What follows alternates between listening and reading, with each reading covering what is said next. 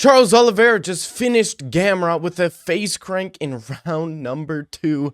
And man, I don't think I've cheered so hard in quite a long time. Something about Charles Oliveira you just can't hate. He's a nice guy, he's a kind guy, and he's an exciting fighter. He's one of the most exciting fighters in the UFC right now. And he just beat Gamrot in round 2 with a face crank. So let's go over what actually happened in the fight, guys. And then we're going to talk about everything else we need to talk about. So in round 1, or actually no, let's start before the fight. I feel like Charles Oliveira's aura in this fight was absolutely absurd. In the Topuria fight, his aura was kind of not there. But in this fight, his aura was off the freaking charts. He came to the octagon, the announcement, the crowd, everything was building into this huge aura moment. And it was amazing to see. But in the first round, Charles Oliveira started the fight very low in his stance. His fighting stance was very low. His legs were crouched. And I believe he started this way because he was worried about the takedowns of Gamrot. He wasn't too sure about the takedowns of Gamrot. Because this was a short notice fight with Gamrot, he was supposed to fight Fiziev in the first place. He started the fight low because he wasn't sure how Gamrot shoots, so he just wanted to set himself low so he could prepare. And similar to JDM, you can change levels with your opponent, and you can, avoid a lot of the takedowns. But Oliveira started off the first round, pressuring, landing shots, and then Gamrot shoots a takedown of his own. Oliveira tries to go for the guillotine, but Gamrot ends up escaping. Then Oliveira immediately doing the Oliveira thing and immediately starts to throw up submissions. Then Oliveira did like this weird thing where he went for this omoplata grip, right, where the arm is in between the legs and you're bending the arm backwards, and he was hooking Gamrot's leg, and he ended up just kind of chilling in this position for a little bit. And then Gamrot escapes, ends up going back into Charles Oliveira's guard, which I really don't think that was a good idea. A lot of people talk about how, all these fighters are afraid to go into Charles Oliveira's guard, and that's when you need to attack. I really think that is the most overblown thing ever. Charles Oliveira has the most dangerous guard, and it's not only about submissions and throwing up submissions. It's about how he transitions and how he controls his opponents when he's in his guard. He's just so powerful from that guard position. But Gamrot ends up going back into Charles Oliveira's guard, and then he goes back to that omoplata grip. But this time, Charles Oliveira uses that omoplata grip to reverse the position, and then Gamrot starts to attack Charles Oliveira's legs. Charles Oliveira escapes, and then he starts to go on the attack from the top position in the grappling, and then he ends up taking Gamrot's back. Charles Oliveira starts to complain about glove grabbing, which, I understand how you're feeling, Charles Oliveira. You don't like when guys grab your glove, but Charles Oliveira, do we not remember you were the guy who was grabbing Dustin Poirier's glove? Do we not remember that? And that's how you ended up getting the finish, or ended up leading to the finish. And then Charles Oliveira takes Gamrot's back. He starts threatening the chokes, switching hands, threatening chokes. And then he ends up just landing some shots from the back on the ground and starts threatening the chokes. And then that's the end of the first round. So a pretty good round for Charles Oliveira. He obviously won.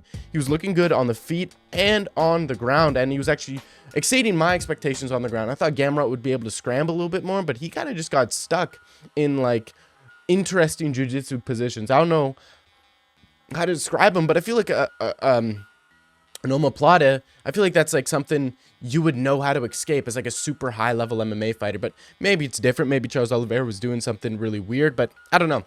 Round 2 starts, and Charles Oliveira starts off this round in his regular stance. He's up tall, he's not down low. And this kind of told me that Charles Oliveira he immediately knew after that first round, I don't have to worry about Gamrot's takedowns, because even if he shoots, I can do what I did in the first round and just reverse the position, or I can start attacking things and he doesn't really know exactly what to do. So Charles Oliveira starts the second round. He starts pressuring forward, and surprisingly, Gamrot's getting the better of the exchanges on the feet. He's starting to land on the face of Charles Oliveira, around the guard, and honestly, low-key, these shots that Gamrot was throwing were actually doing damage. Like you were kind of looking at it like, oh wait, has Charles Oliveira fully healed from the Topuria knockout? And I kind of realized he had not healed from that Topuria knockout. And Charles Oliveira, he was just very simple. No head movement, no high guard, no moving back, which I think is due to the knockout of Topuria. He kind of just like freezes up a little bit when he's getting hit. And that's typically a symptom of guys coming off a KO loss. They kind of freeze up and don't know whether they're going to go out. So they just kind of brace as hard as they can so they don't end up going out. But Charles Oliveira ends up, just pressuring even more, and he gets hit while he's pressuring. Then Charles Oliveira backs Gamrot against the cage. He shoots a takedown on Gamrot, picks Gamrot up, throws him down, ends up in side control, ends up to take the back, and then from here it's wraps. He gets the face crank, and he beats Gamrot, and he's the first guy to finish Gamrot, I believe. I don't think Gamrot has ever been, TKO'd or submitted. So first guy to submit Gamrot. Then he goes on the mic. He's super emotional. He's talking about all this and that, and then he ends up calling out Max Holloway. But before we talk about who Oliveira should fight next, don't forget to like, comment, subscribe. And one thing I want to talk about is Fiziev. If Charles Oliveira were to have fought Fiziev in this fight, I hate to break it to you, he would have beaten Oliveira. Now, I made a video not too long ago. You can check it out now. It was a pretty good video, might I add, of me breaking down. It's timeless video, just saying. Just timeless. Me breaking down footage of Charles Oliveira and Gamrot. And I said Charles Oliveira was going to beat Gamrot. I told people that he was going to beat Gamrot. But the Gamrot fight was a better fight than the Fiziev fight. But it's good to see Charles Oliveira get this off his shoulder. Get that lingering, knockout loss of Topuria off his shoulder. Because he needs to get that off his shoulders in order to move forward. And it's good. It's good. I liked how he did it in his hometown. Very short turnaround for him from his loss. But Oliveira called out Max Holloway for the BMF. And I do like this fight. Oliveira, Holloway, BMF. Oliveira's well-deserved BMF belt. But 155 is the most messed up division. Let me pull up the rankings here, guys. Give me a second. UFC rankings. Okay, so we obviously have our champion, Charles Oliveira. Ilia Topuria. Sorry, my bad.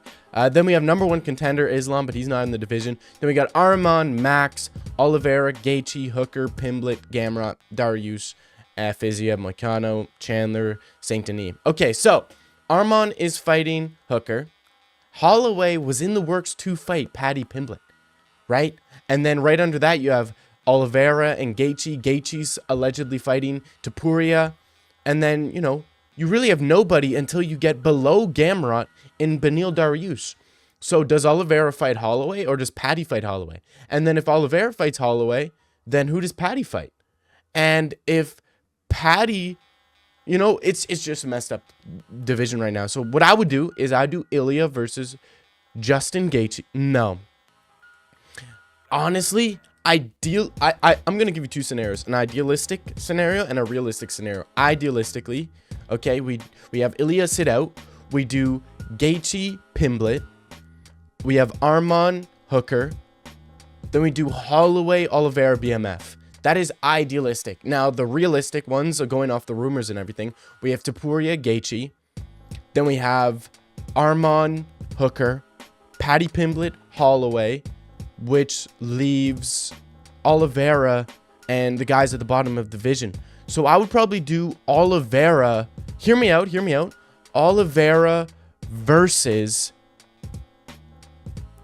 the loser of Dan Hooker, Arman. I like that. If it's Arman, do a 5-round main event. And if it's Dan Hooker, 3-round co-main event of a card. I like that. Let me know what you guys' thoughts are. I'm excited. I love Charles Oliveira winning. I kind of wanted Gamrot to win just because for the health of the division. But man, it's just so nice to see Charles Oliveira win. He's so exciting. I love guys like Charles Oliveira. He's humble. He's kind. He doesn't talk trash like Alex Pereira. Okay, Oliveira is levels above Alex Pereira. Okay, we need Charles Oliveira up at the top. We need him fight Max Holloway. We want to see him win. He's so entertaining. He doesn't care about anything. He goes forward, pushes the pace, and we all love to see Charles Oliveira fight. It's been your boy Dag May, and I'm signing out. Peace. Y pues ya, creo que es todo, ¿vale? Show feet. Eso es muy raro. Why do you ask to show my feet? This is very weird, but yeah, I'm gonna do it because it's pretty weird. Okay, so here's my feet. Like.